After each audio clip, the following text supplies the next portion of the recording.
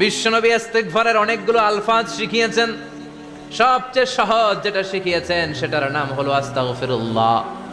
বিশ্বনবী জামাতে সালাত শেষে সালাম ফিরিয়ে আওয়াজ করে পড়তেন আল্লাহু আকবার, তারপরে 3 বার পড়তেন আস্তাগফিরুল্লাহ আস্তাগফিরুল্লাহ আস্তাগফিরুল্লাহ। পড়ার দরকার আছে না নাই?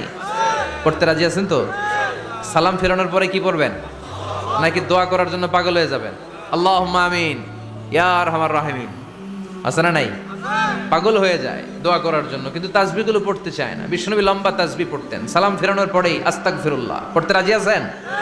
আবার বিশ্বনবী বললেন, যে ব্যক্তি পড়বে আস্তাগফিরুল্লাহ আল্লাযী লা ইলাহা ইল্লা হুয়াল হাইয়ুল কাইয়্যুম ওয়া আতুবু ইলাইহি, যুদ্ধের ময়দান থেকে যদি কেউ পালিয়ে যায় তার কোনো মাফ নাই।